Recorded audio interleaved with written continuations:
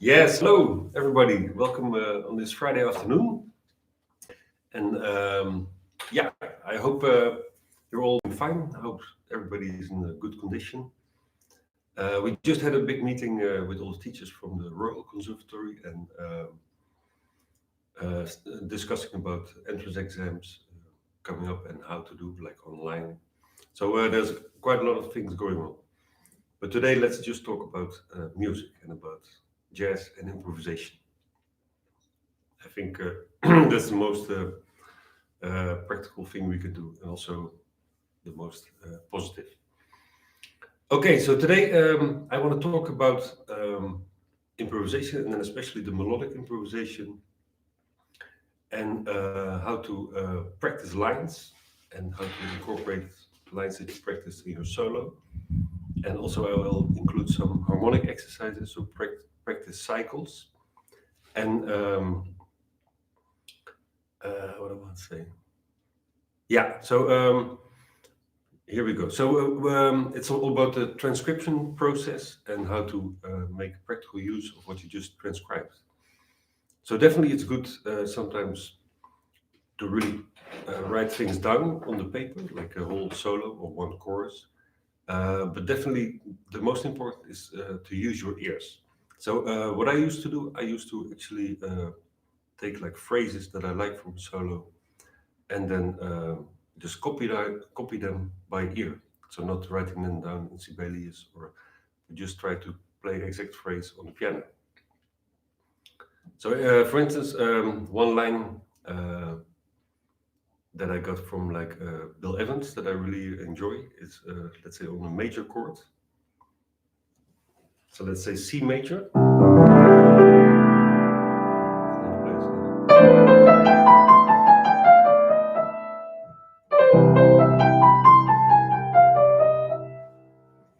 So then the first step is to kind of analyze how the line is built. So you can say there's like a diatonic way of going to the major 7. And this is an arpeggio from C major 7, but in inversion.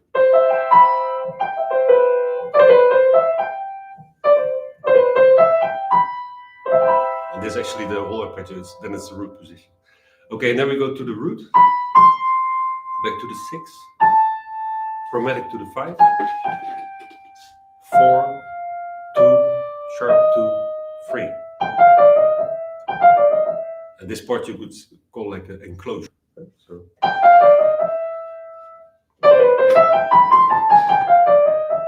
And also important to always remember is what is the starting note. So you could say in this phrase, the 2 of the scale. Well, you're fast, you already transcribed. Okay, so the 2 is the starting note. Okay, then let's practice this line through the circle of fifths. Into F major.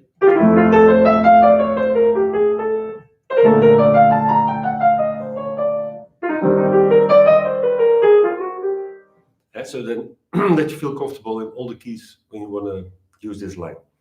Then the next step is, if we still want to stick to the exact line, find a tune where you have a major chord. That shouldn't be too difficult. I think there are a lot of tunes that have a major chord. And so let's say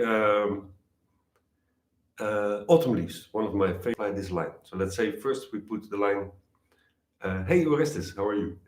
Okay, so first we put the line in bar 3 without anything in front or after. So let's say.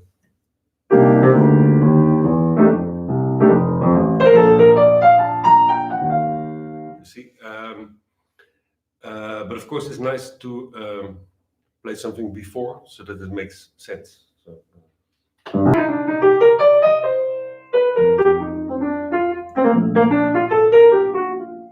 So actually I play the line before it, that kind of is similar shape. Okay, then the next step we can do is take the line again in C. And we're gonna make our own variations so that we not always play the same line. So let's say use the same beginning. And I'll try to make at least 2 or 3 different endings.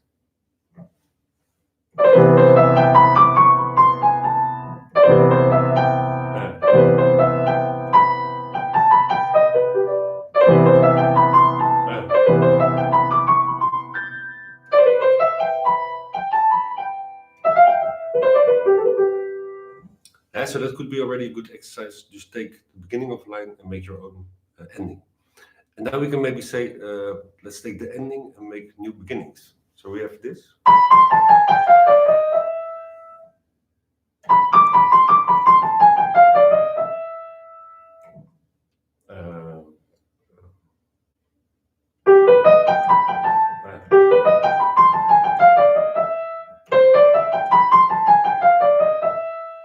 So we have already actually 6 more lines coming from the original Bill Evans line.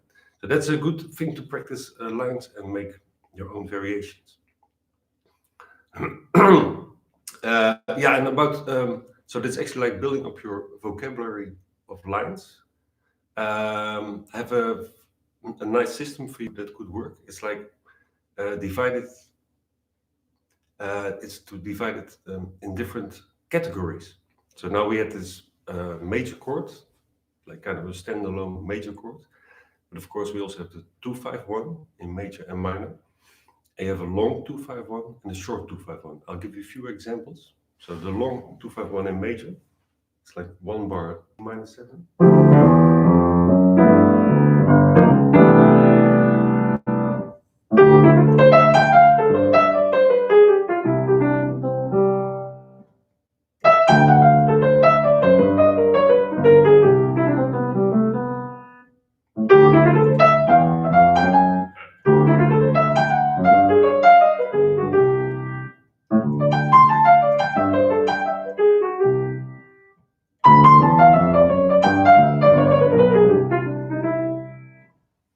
So you see, if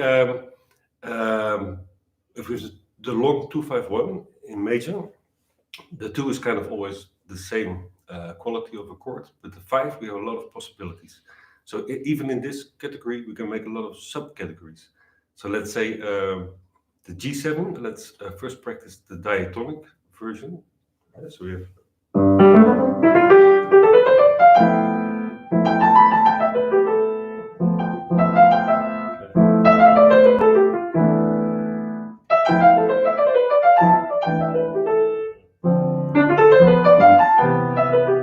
From the D-7 and arpeggio from the G7-9 from the third.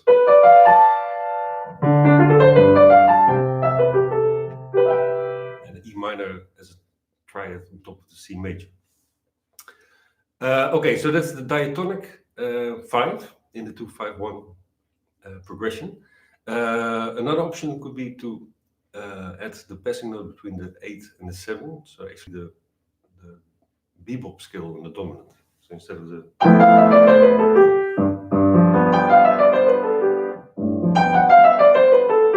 see.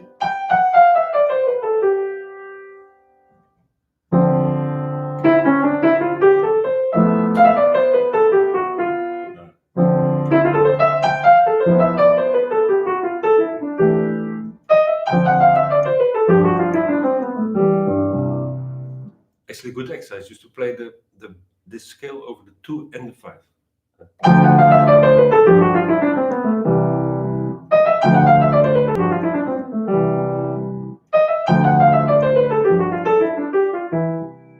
So for the diatonic one, we had the mixed linear scale and the dominant bebop scale. Then the next one I would like to add is the flat 9. So basically, the A changes into A flat.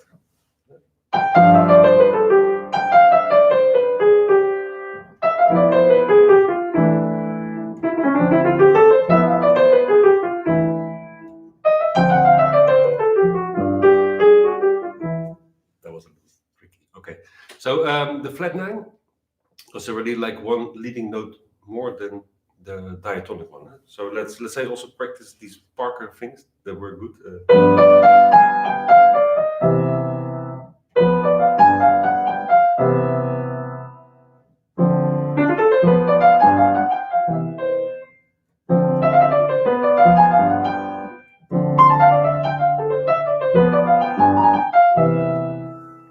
that's a little variation that he also uses sometimes is the flat 9 and then the sharp 9 as a kind of ornamentation. Okay, then we have the flat 9, but still with the natural 13. There's also another scale that fits on that chord. So that's the diminished scale or the octatonic scale. So you have like the...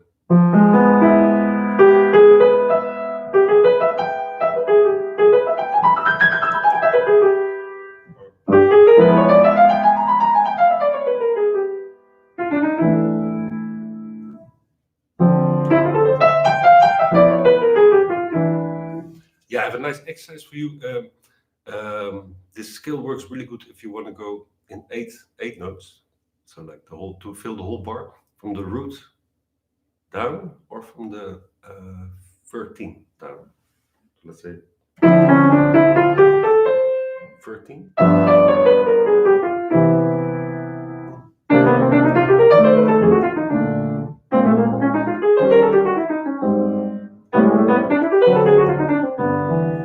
So that one definitely cool to practice in 12 keys. And the other one would be from the root. So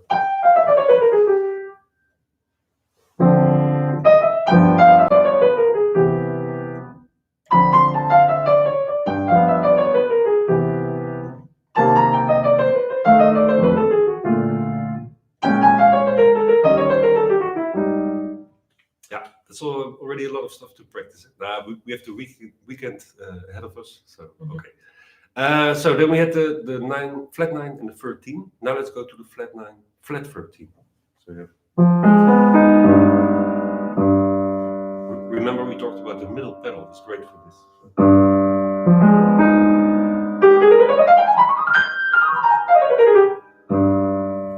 Okay, so two scales that could work is what I just showed is actually the altered scale.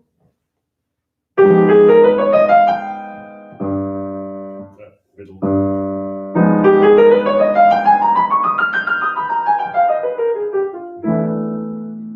And altered scale actually works going to major and to minor. Basically, it has more extensions and tensions from the minor key than from the major key, but we can always kind of mix them. And so the altered scale to practice, always think of actually a half step up melodic minor. So that also helps you with the fingering. So if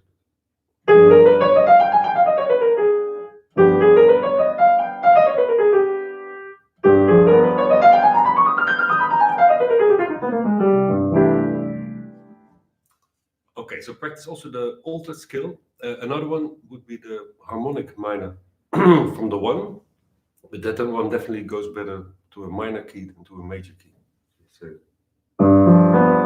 So C minor harmonic, but of course starting on the 5th.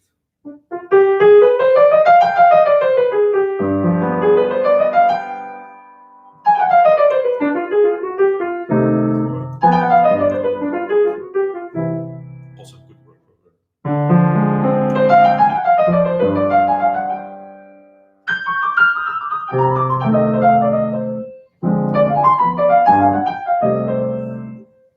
Yeah. Okay, so that's for the flat 9, flat 13, those two options. And then we have one we talked about a little bit before in the rhythm changes, but also in the modal playing yesterday. And that would be the whole tone scale. And the whole tone scale implies a natural 9 and a flat 13. So, and a flat 5 also.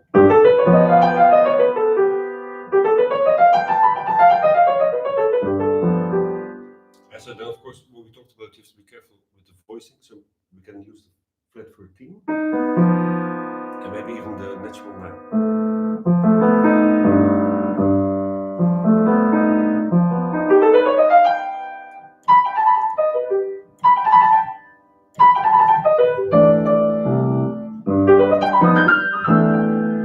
That's my favorite Oscar Peterson lick for the whole tone.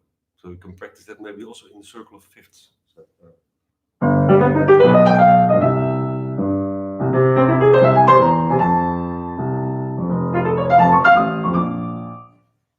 etc. So like when you practice 5-1, that works really good using the circle of fifths, C7 to F, F7 to B flat, B flat 7 to E flat, etc. So now we already had like all these subcategories for the different dominants in the 2-5-1. Then the next step would be to do the 2-5-1 in minor. So there also I want to explain something like two possibilities for the half diminished. So let's say D half diminished G7 to C minor. The two possibilities I always use is like first the kind of more diatonic approach, more bebop approach if you like. And the other one is more like the Bill Evans approach or later. Okay, so I'll just first explain. If we go for the more diatonic approach, we approach every chord thinking of the key. So D half diminished is from C minor. So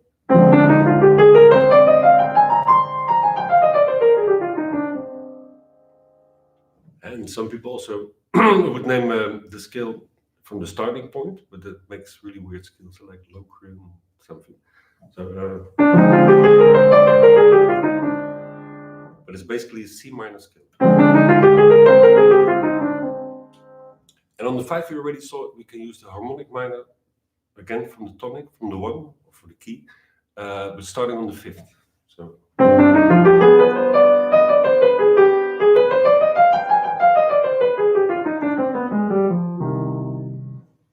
And then for the 1, there's a few options, and it's nice to try them all out. You can first think about the wise lessons from Barry Harris. There he is again. So you can say like a minor chord, the tonic, can never have a minor 7, because a minor 7 is actually a 2nd degree or 6th degree. Yeah, so that means we need a 6 or a major 7.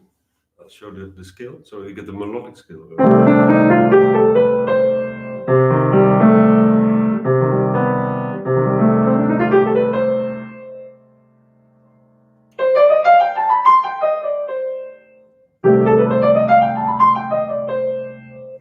That's kind of a bebop phrase that I heard a lot with the tenor saxophone players. Okay, so but of course we can also say we are doing our own thing. So we can also say maybe also even the Dorian could work. Yeah, or maybe the Aeolian.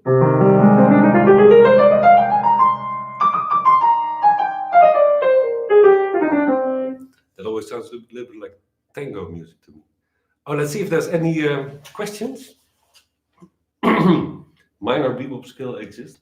Yeah, basically a bebop scale is just like a normal scale, and you add a chromatic passing note. So you could call everything a bebop scale that has one note more. Yeah, but if it would be in C minor, maybe.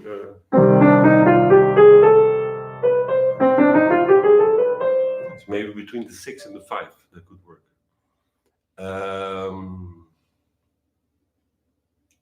Would you consider using harmonic minor on chord 2? The thing is, of course, like when we have a 2-5-1, now we really outline the chord on the 2 and the chord on the 5. But of course, we can also say we just treat it as the same scale. So it could be actually the whole thing could be harmonic minor. That could work. Yeah. So then actually kind of ignoring the movement of 2-5. Just you think of 1. That's really definitely a bebop approach that works good. Yeah. 2-5 in minor. Yeah, this was a 2-5 in minor. So my first my first approach would be what I just explained. So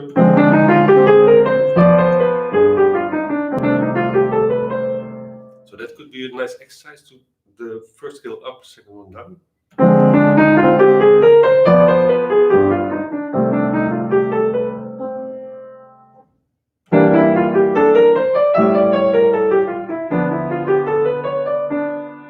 And that's also a good skill exercise. And the second approach is what I said, like Bill Evans and later. We use only melodic minor scales on the 2 and on the 5. So on the D half diminished, it will be F minor melodic. So you see the only difference between the first approach is actually the E instead of the E flat. So we could say like the natural 9 on a half diminished chord. So if you play the chord, or even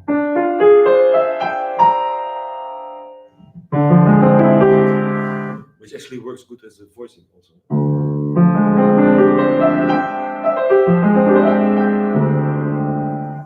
And then on the dominant, we use the altered scale, which is what I just explained, like a half step up melodic minor.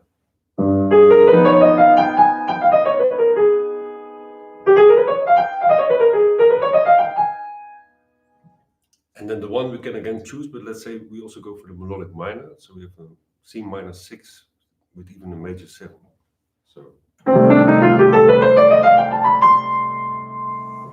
So that's a great thing. Now we have actually 3 melodic scales. On every chord we have a melodic scale. So that would be a great thing to make lines that are based on sequences. So like what you play in F minor, this is really just exactly brilliant.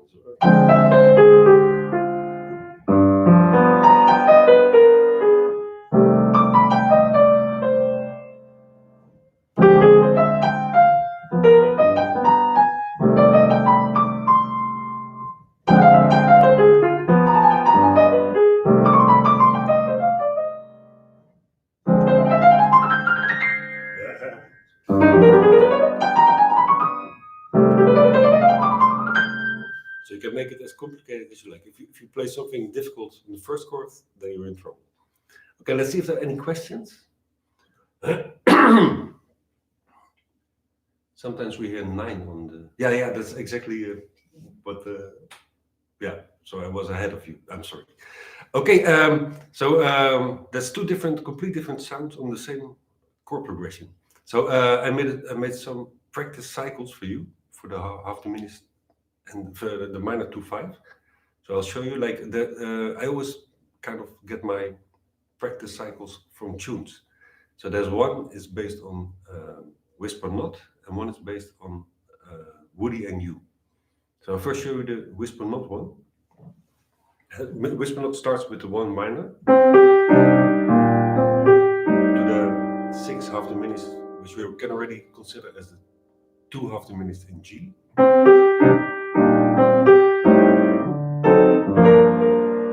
And then we get exactly the same progression. Sorry, just a cold. So okay, so we get the same progression then starting on G minor.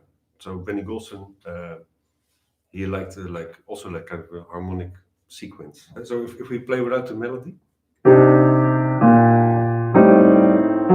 now the same in G, and there Benny Golson stopped, but there we have to continue. So we go.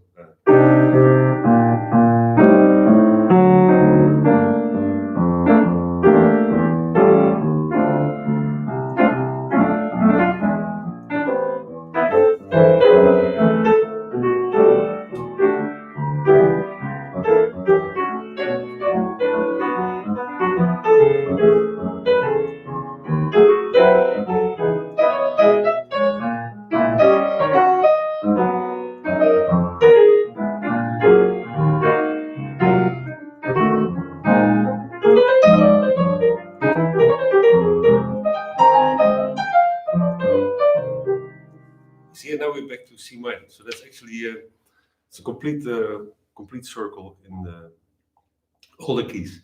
So let's say we can practice this in different ways. What I just did now was kind of a mix of voicings and lines, but maybe let's take only 4 lines because we're talking today about vocabulary with lines. So let's take a line that's not too difficult. So you can do like... That's too difficult. Let's say, oh yeah. I think that's really from a Charlie Parker book, but it sounds cool. Okay, let's say.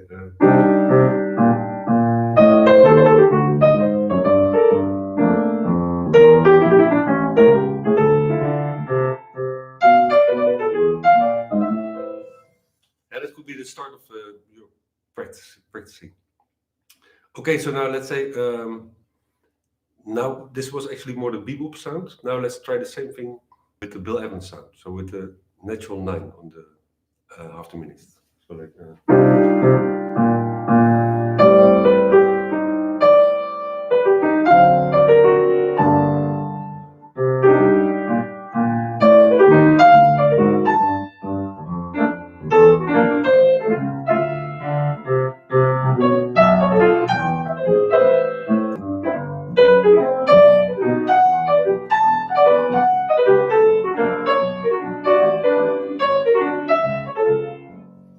You see, so you get already complete different sounds than with the more bebop scale. Cycles from tunes sort of.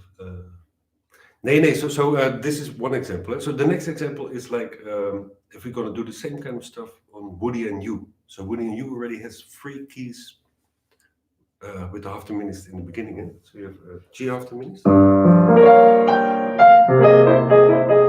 F half the minutes, E flat half the minutes,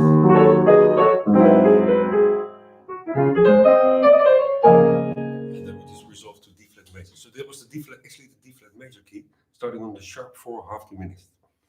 And this one is a little bit more difficult, but super cool. Yeah, old house is the same. Eh? Yeah. I mean, also with the half the minutes. So let's try this one also in 12 keys. So you have the. So let's take this phrase, the phrase I like.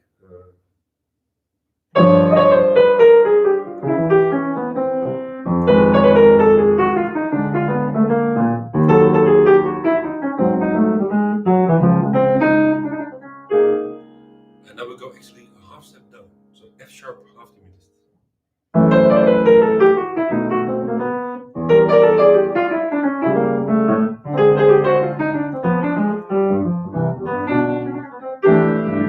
To F.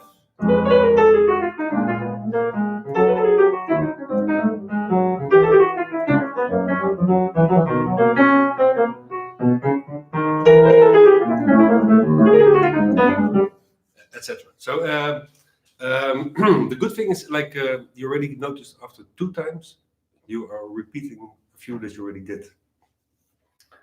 So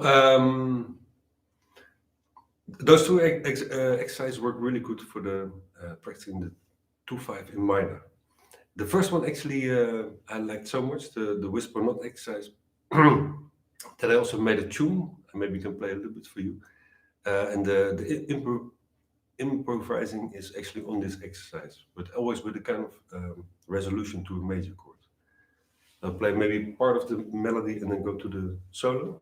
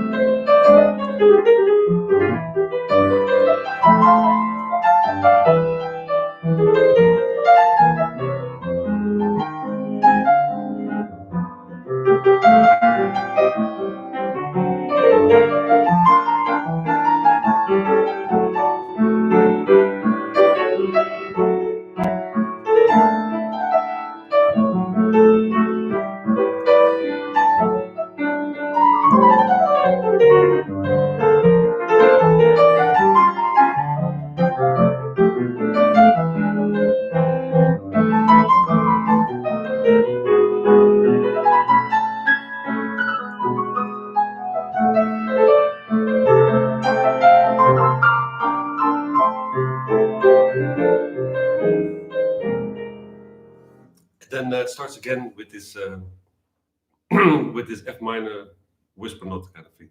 This tune, if you like, I can put also later on the website. It's called RB, and I also will put the practice cycles, the whisper note, and the Woody and You on the website later. So there's a question about fingering lines that you come up with, the speed of things. Yeah, so definitely by practicing a lot of lines, of course, and actually it's always like practicing things that could happen, then your fingering will be more comfortable. But sometimes it's unavoidable. You will get the weird fingering, I think. But definitely ascending lines. Yeah, just also practice a lot of skills and practice a lot of arpeggios, so a lot of different material that when it's on the spot, your fingers kind of know where to go. Okay, so this would be like also one of the categories for building your library of vocabulary. Difficult word. And another option would be like long major chords, long minor chords, progressions, maybe even with a diminished chord in it. Dominant change would be also definitely one, like G7, C7, F7, B flat 7. So for all those things, you can look for lines that other people played, or even create your own lines. Yeah.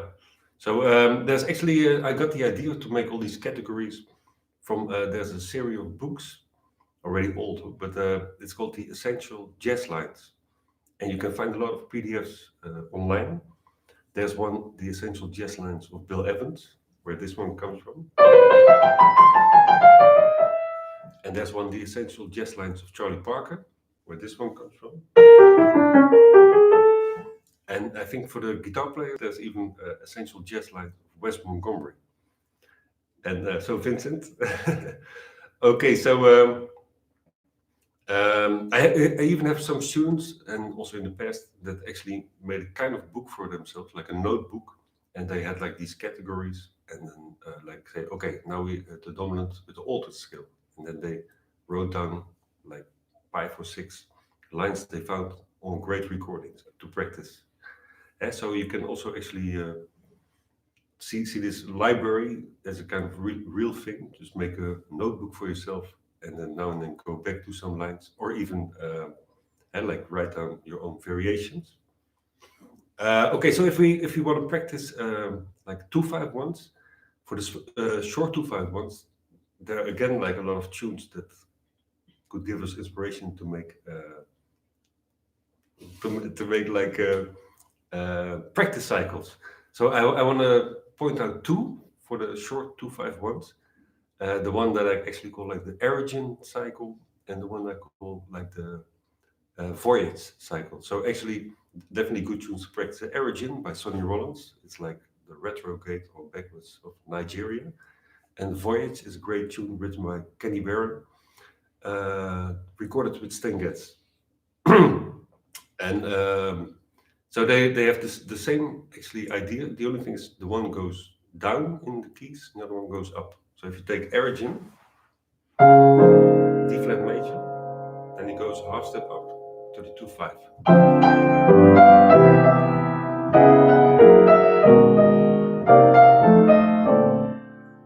And then for our exercise, we just keep going.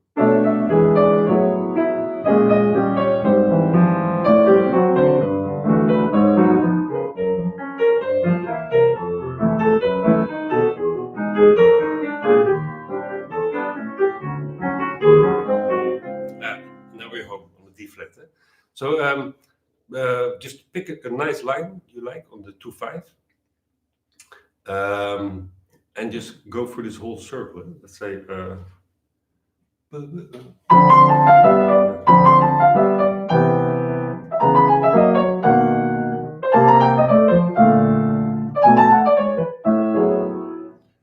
that's really a good exercise for the short 2-5s.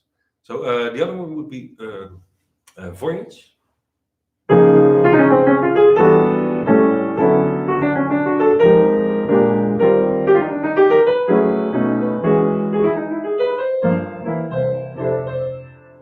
So there you can do the same thing with the lines. Maybe a quick question. Hey, Micah, how are you? When coming up with lines, are you thinking triads? Triads or more scales? Like more triads or more scales? Both. It's like just a different approach. Yeah? So sometimes triads can be a super cool thing to get away from the scale sound. So if I go back to the one we saw, the 2-5-1 in minor, with the C minor, sorry, D half diminished.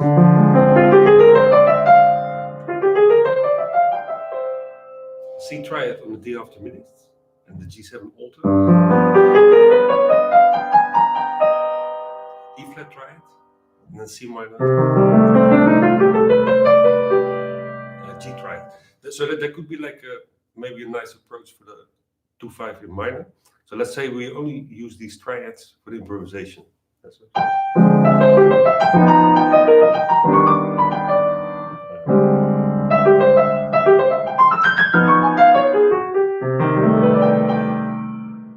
Or a little more difficult variation.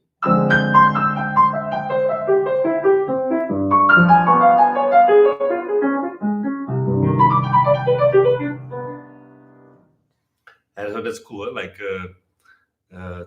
to play only the triad. And a nice thing with triads, you can also still play the triad, but add one note. So I think Herbie Hancock does a lot. So you have the triad and you add the 2. So you get like.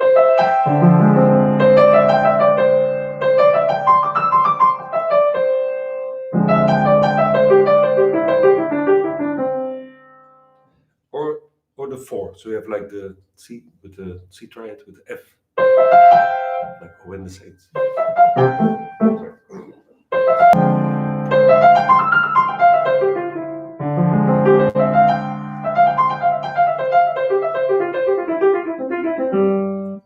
You see, then it's still the triad sound, but with one extra note.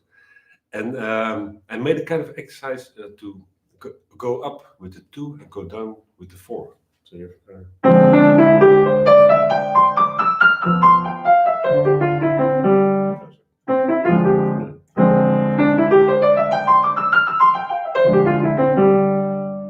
See, then you combine them, but not at the same time, because then it's a 5-note grouping, which is also cool, but it's not a triad.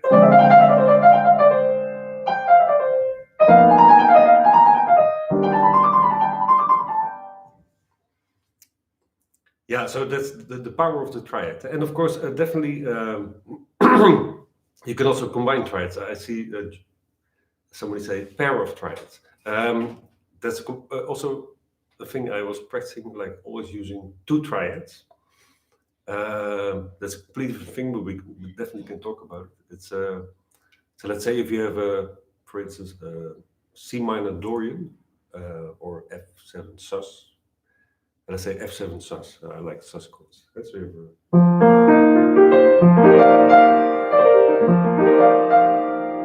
And in the scale we have 7 triads.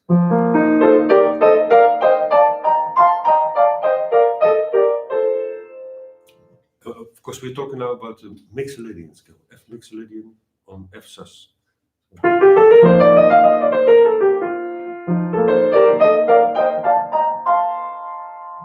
Then we have to select 2 that we like.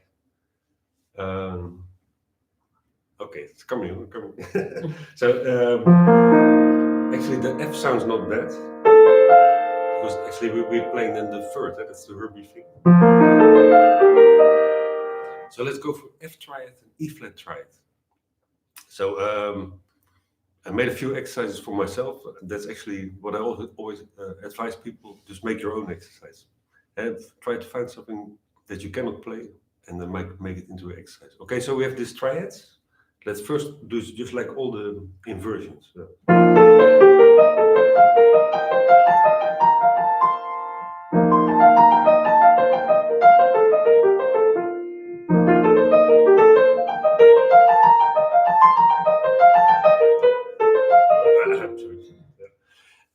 So that would be like the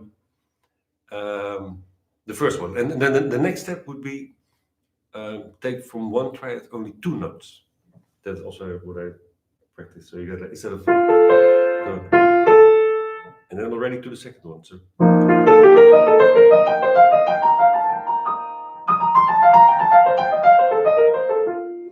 And the really cool stuff is that you get a 5-note grouping. So if you would play that in tempo, so let's say.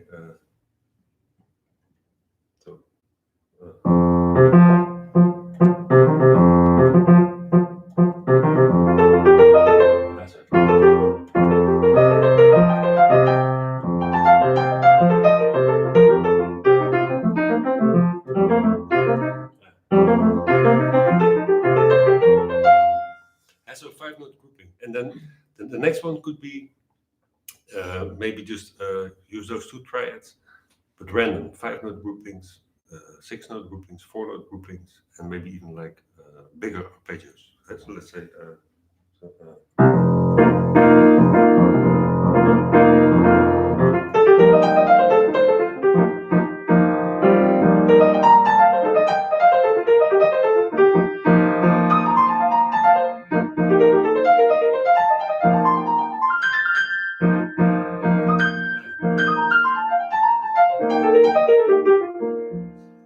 So that's a little bit like could be kind of a sound like a McCoy sound. So double triad exercise. I will also put that one tonight on the website. Okay. Yeah, Jan Willem asks, when do you consider it mastered? I mean, yeah, that's a good question. So, like, of course, there are always so many things to practice. So it's always good to stay a little bit for a longer time on one exercise or one practice cycle, or whatever you like, till you get feeling like, oh, now I'm really getting better at it. If you just move on too fast to the next exercise, you can do a lot of things, kind of. So I think it's good to practice those kind of stuff. Yeah, so this double triad exercise I did for quite a long time, and I think I have to do it again. But it's definitely a good thing. And then also I try different keys. When one key feels comfortable, I move on to the next key. So first do something really good in one key, and then move on to the next key. So let's say this one, actually you could expand this exercise to all the keys, but also different triads, minor, major, augmented, diminished. So that could be like 4 years of practice, I think. Okay, any questions about this? A little bit about the lines and the vocabulary.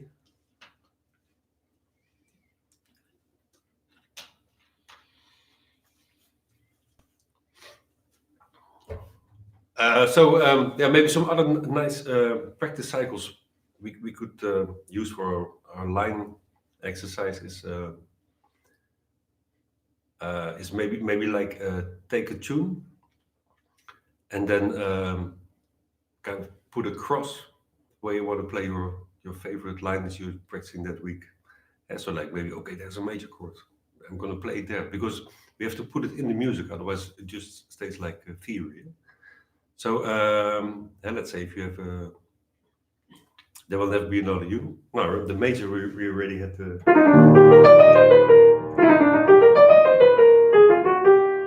minor we could do.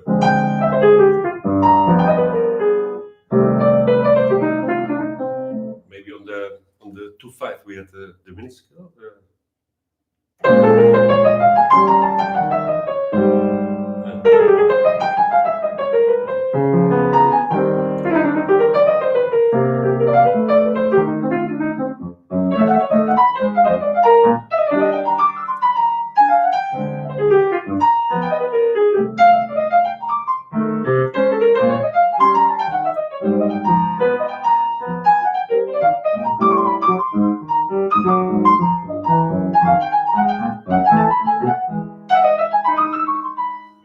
And then of course 12 keys. Yeah, that's like showing off. Okay. That's another thing, like practicing tunes also in different keys, because at a certain moment we get maybe too comfortable in E flat. And you think, no, I can play this tune. Then try it in E major. Yeah.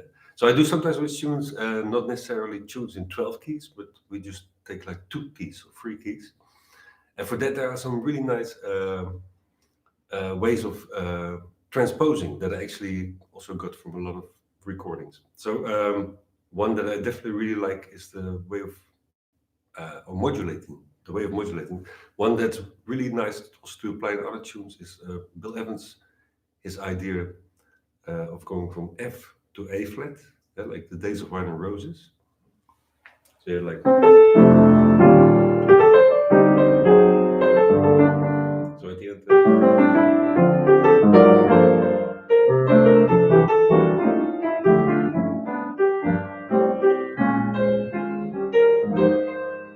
So like on the half of the form, we go minor third up, into the major key. So the same thing you could also try to apply on other tunes. So I did it with like Someone in Love. So you get like starts in C. So you get like this.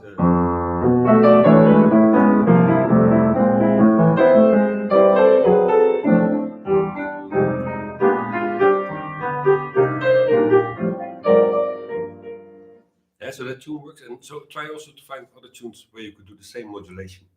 And one that's also really cool is Bill Evans. He used a few times. It's like going to the major keys, major thirds different.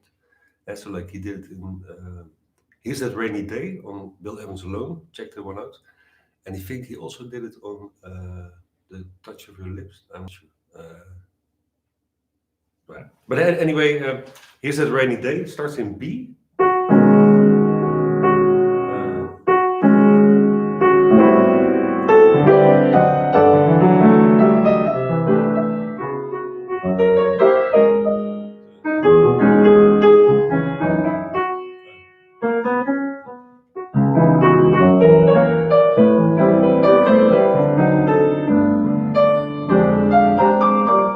So from B to G major, and later he goes from G to E flat major. So you have all the keys similar as giant steps, actually.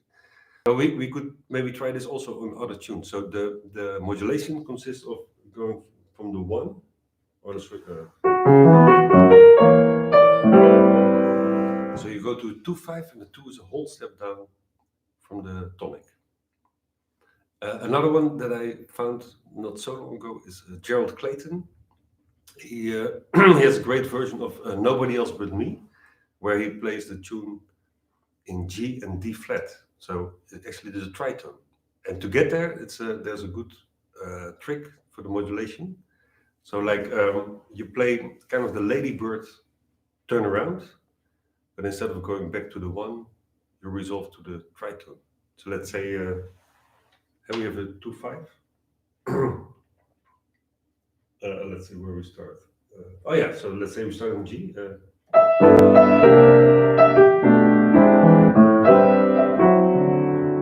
at the end you come to the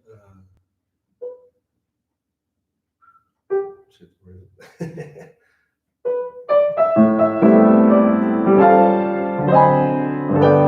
So G, B flat 7, D flat, A flat 7. Normally we would go back to G. And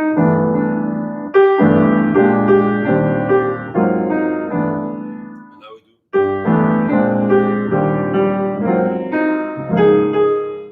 So the A flat 7 goes to D flat. So we end up in the tritone. So this you could do in any major key. Actually, almost every major tune, because where you have a turnaround, you can do this. So let's say, actually, Ladybird could be a good exercise. So if this, then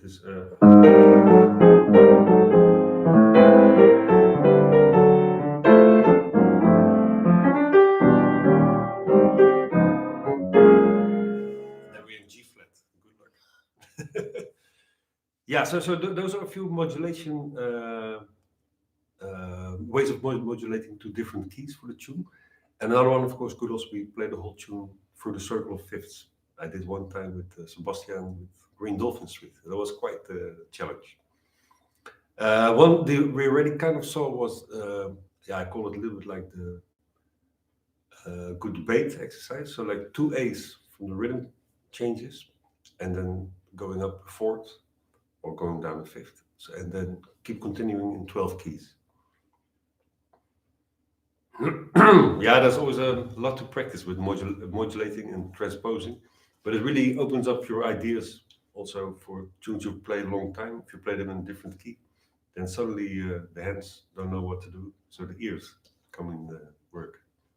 Any questions? It's very quiet on the chat. Oh, wait a minute. Could you show some for playful cadence or tonic subdominant? Yeah, basically to find the lines, then just listen to a lot of great examples and find those progressions. So if you could, yeah, if you could say like a tune, then maybe.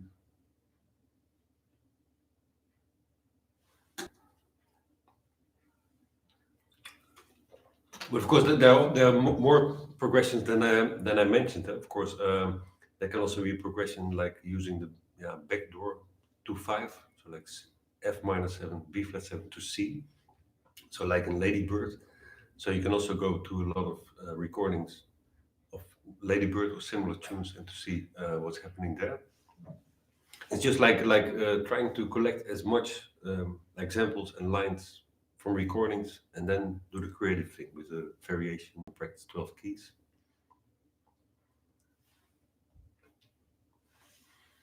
Another tune that definitely also already sounds like left-hand comping. Yeah, that's a good thing, but of course that really is important when we play with a bass player, which I don't think we will do for a long time. But if you practice like maybe with a play along, there's some nice exercise for the left-hand comping actually I could show you. So you could say there's always 2 possibilities to practice as a kind of basic approach for like the working together with the left hand and the right hand. So the one I also show to a lot of students, but I'm still a really big fan of this exercise. The first one is like the left hand only plays between the right hand lines. And let's say if we play Autumn Leaves. I don't know.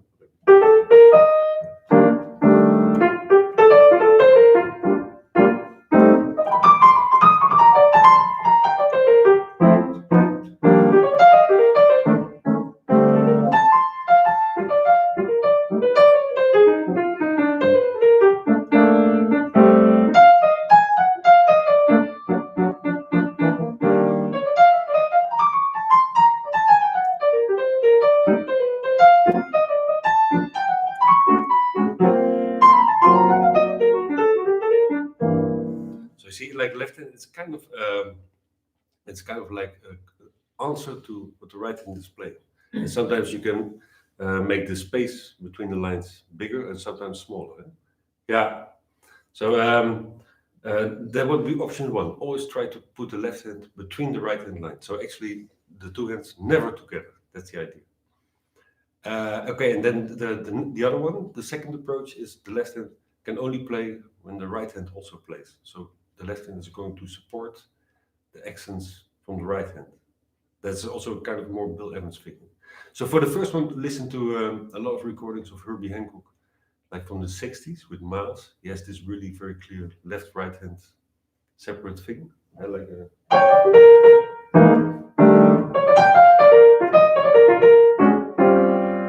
you see, that's like almost like kind of big band comping. Okay, and the other one I will show now is like the left hand is always supporting the right hand accents. Maybe you can Autumn Leaves. Let's say.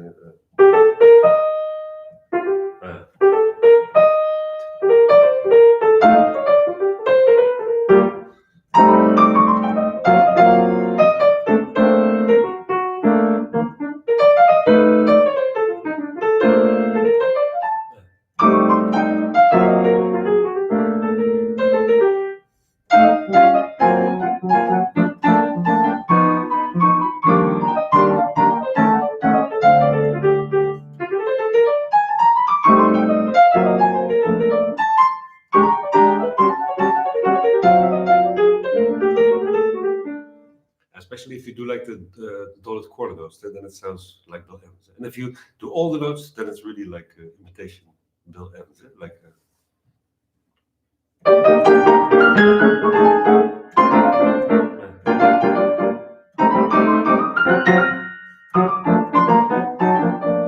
So the left hand gets very busy at that in this style. So yeah, call and response, exactly. Yeah, it's like the right hand plays a line, the left hand says okay. Yeah, so that one I think is really cool to practice. So 1 we can call Herbie Hancock in the 60s, and 2 we can call Bill Evans like that. But I never really transcribed left-hand voicings or parts. But I listened a lot and then concentrated on what the left hand was doing in solos I like. And so that's also another thing about transcribing. That's why I'm always talking about the lines and the vocabulary because that one is much easier to transcribe. Also horn solos, you only have one note at the same time. But voicings is a really difficult thing to transcribe. Yeah. So for voicings, you shouldn't be ashamed also sometimes just to take a transcription book and then see what happens. Yeah. And of course, the more you practice different voicings, then you will start to kind of recognize on the recordings, like, oh yeah, that is like this position, this is like this type of chord. But like really big voicings, it's almost impossible to find. There are some people who can really transcribe everything they hear. Yeah. My favorite 2-5-1 lick. Yeah, so that depends. Is it a long 2-5-1, a short 2-5-1, in major or in minor? But a few of my favorite 2-5-1 licks are actually based on using the substitution of the 5 with the tritone 2-5. That's also a different thing, but I can show you a little bit. So if you have D minor, and then not G7, but A flat minor, D flat 7. So that's anyway a good thing to practice. D minor, A flat, D flat 7. So one of my favorites is the pentatonic. Even like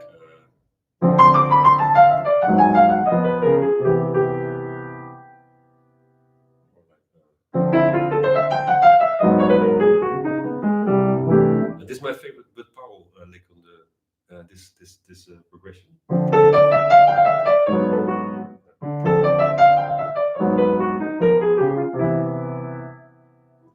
So that because you get like this a little bit like outside sound with the A flat minor, and the D flat 7 is actually the same as a G altered. So you can if the bass plays a normal, then on the A flat minor it will sound hip, and then after it resolve it.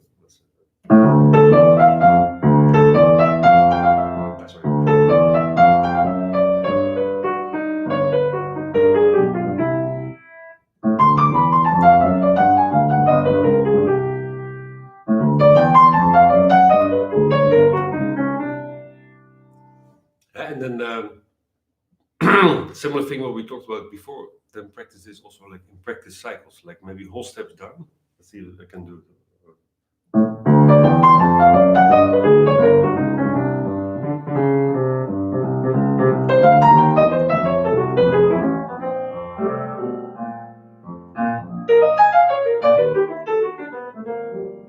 Yeah, so if you practice whole steps down, then you also have to one time start a half step up, otherwise you only have 6 keys.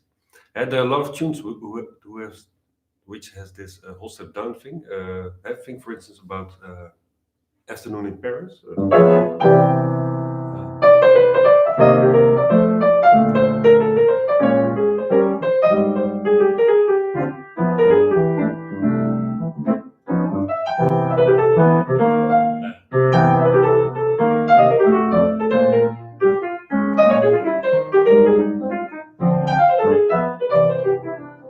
So that's definitely a good tune to practice your sequences. Now I've seen there's a lot of stuff coming there. Voice leading, yeah, definitely important thing. Like I tried to show a little bit like this chromatic thing. That's definitely voice leading, like Herbie Hancock. And also nice is sometimes to make like a kind of melody on top of your voicing. Let's say.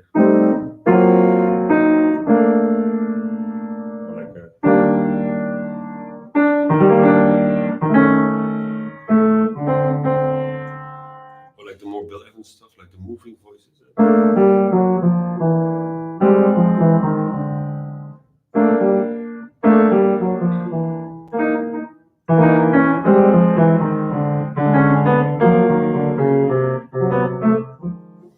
But of course, if you play this busy in the left hand, then the right hand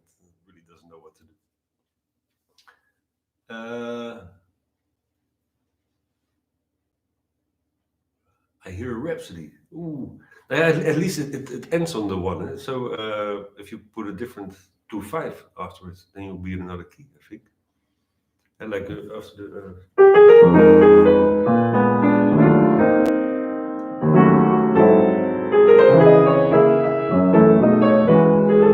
So I just played actually the 2/5, not D half diminished G, but E half diminished A flat. And then you're already half step up. Oh, it is a difficult question. Do you practice sidestepping on this stuff? How? Now, actually, like using the tritone 2/5 is already kind of sidestepping, eh? Yeah. But if you like would go for more like modal 2/5/1, like some chord stuff, that could definitely work. Eh? So let's say if you have D minor.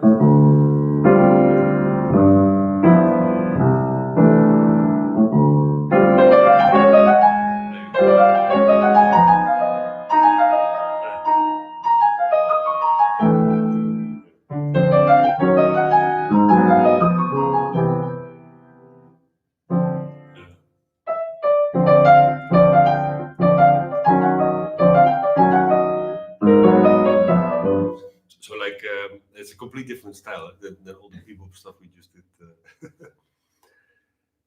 Yeah, so maybe a good idea to go for a little bit more practicing lines and transposing and modulating tunes and practice cycles. I will put a lot of practice cycles later on robvanbavel.com/news.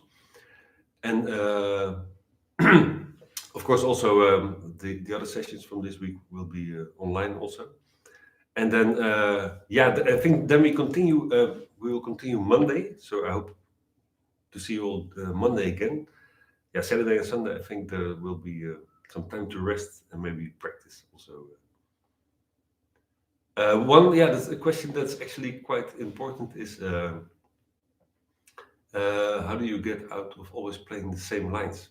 Now, first of all, by collecting new lines, and definitely also by transforming lines into your own thing. Look what I talked about before, changing the ending, or keeping the ending, changing the beginning, or sometimes even like trying to construct your own lines also. That could be a good exercise. Okay, well, I wish you all a good weekend. And thanks all for coming and listening. And hope to see you Monday at 1 o'clock. Bye bye.